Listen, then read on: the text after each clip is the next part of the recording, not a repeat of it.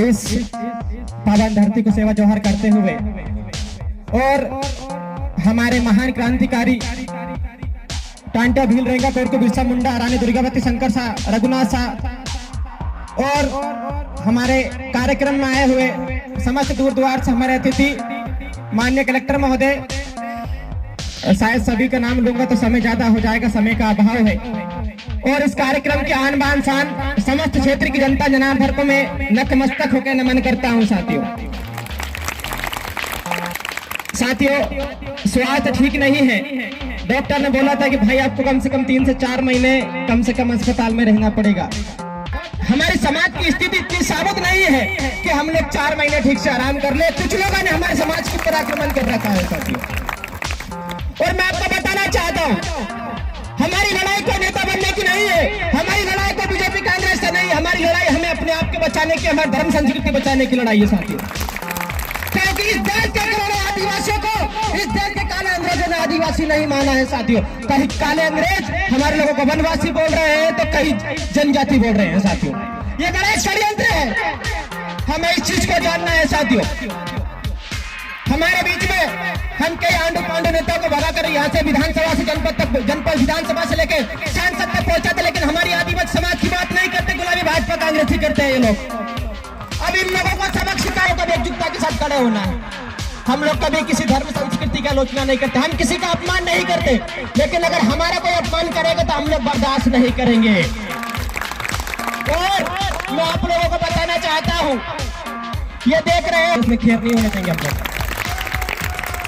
आपको बताना चाहता हूँ, इन मनवादी लोगों ने आदिवासी खत्म इस बात को चैलेंज के साथ कहना चाहता हूँ। इस क्षेत्र में राजा महाराजा के लोग शांत तक बैठे, लेकिन आदिवासी की बात नहीं करते, गुलाबी भाजपा के करते हैं साथियों। ऐसे लोगों को सबक सिखाना है हम लोग। ये रिजर्व सीट है, मैं बताना चाहता हूँ उन लोगों को, उन भरवे नेताओं को बताना चाहता हूँ, अगर आप कभी सामान्य सीट अगर सफा से बनकर दिखा दो तो हमें बताना आप लोग आदिवासी सीट से जीत कर विधायक बन सकते हो, बाकी अन्य सीट से नहीं बन सकते हो। लेकिन मैं गुलाबी भाजपा कांग्रेस से करते हैं साथियों। मैं एक समाज के नाते होने का आपको बताना चाहता हूँ, 70 साल से ज्यादा बहुत सारे लोग हमारे बीच में बैठे हैं, लेकिन उनको पता है 70 साल हो गए हमारे आदिवासी समाज को क्या मिला, एक भी हक अधिकार अगर ठीक से मिला हो तो मुझे बता दीजिए। यह क्षेत्र 5वीं अनुसूची में आता है, लेकिन यह छोटा सा चौकीदार भी आकर हमारे आदिवासी भाई को डरा कर चले जाता है, मुझे अच्छी तरीके से पता है।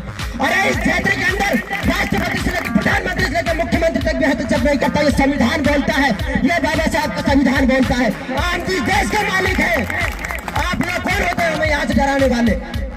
और ये बाबा साहब का संविधान बोलता है कि हम लोग इस देश के मालिक है, जल जमीन जंगल के मालिक है, और आप लोग विदेशी हो, ये संविधान बोलता है। इस चीज को मैं प्रूव करने के लिए तैयार हूँ साथियों। हम लोग कोई नाजायज लड़ाई नहीं लड़ रहे हैं, हम लोग संविधान के दायरे में लड़ाई लड़ रहे हैं। ये लोग बोलते हैं कि आदिवासी को कोई जानकारी नहीं, मैं उनको बताना चाहता हूँ, चैलेंज करता हूँ डिबेट के साथ कि जहाँ हिम्मत है खुले में हम लोग डिबेट करने के लिए तैयार है। हम लोग ये गलत फहमी में मत रहना, हमारे बाप दादा ने तो ऐसा इतिहास लिख के चले गए जो तुमसे अभी तक भी नहीं मिट रहे।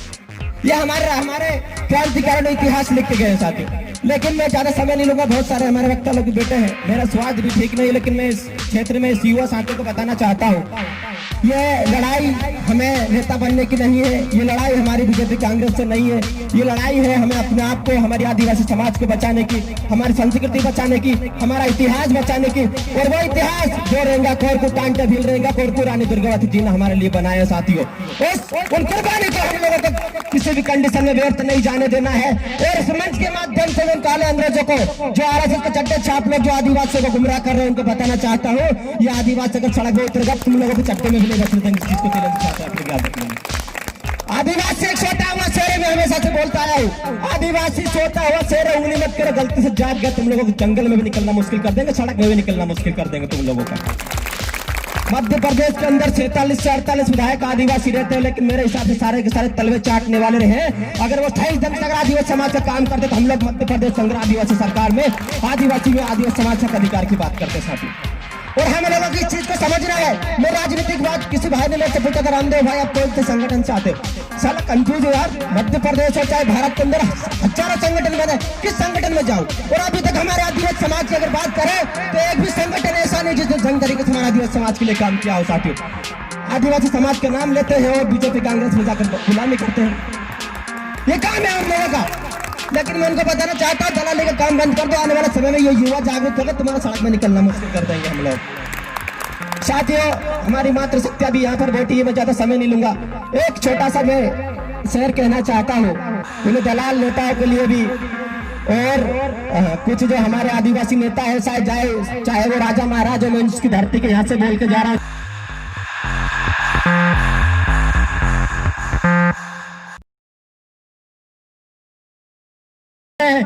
छह बार मैं जेल जा चुका हूं, लेकिन मुझे चिंता नहीं। टांटा भील ने कुर्बानी दी, अगर मैं भी मेरे समाज के लिए कुर्बानी देने के लिए तैयार हूं तो मुझे कोई फर्क नहीं पड़ेगा।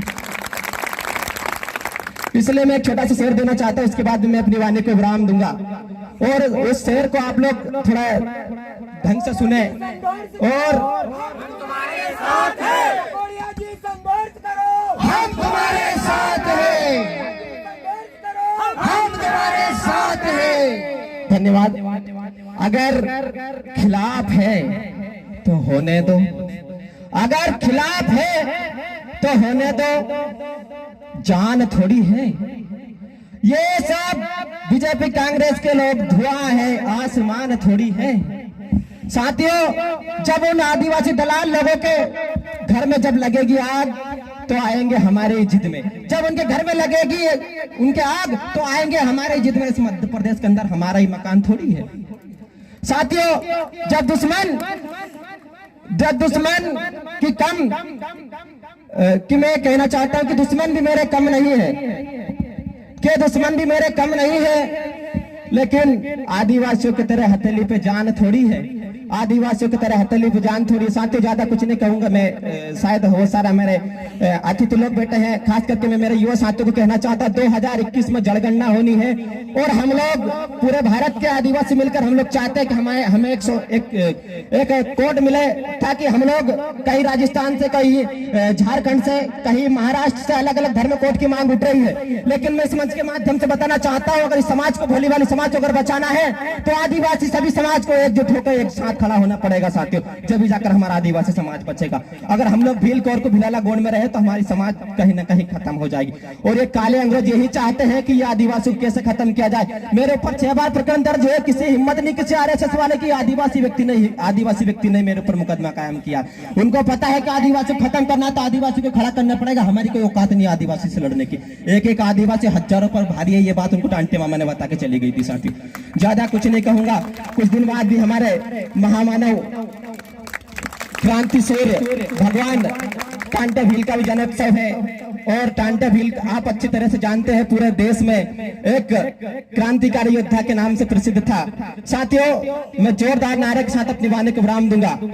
एक तीर एक कमान, आदिवासी एक समान। मेरे हिसाब से तो मेरे स्वास्थ्य भी ठीक नहीं, यहाँ का ऑपरेशन भी हुआ है, यहाँ की राड भी लगी हुई है, लेकिन कहीं ना कहीं आपकी आवाज भी मेरे से कम निकल रही है। साथियों, ये आवाज इस तरीके से निकलनी चाहिए जो इस क्षेत्र में, इस विधानसभा में जो आदिवासी दलाल हमारे ऊपर शोषण अत्याचार कर रहे हैं, उनके कान में से धल्ले निकल जाए और आदिवासी समाज के बीच में उठ जाए। ऐसी आवाज चिल्लाओ आप लोग।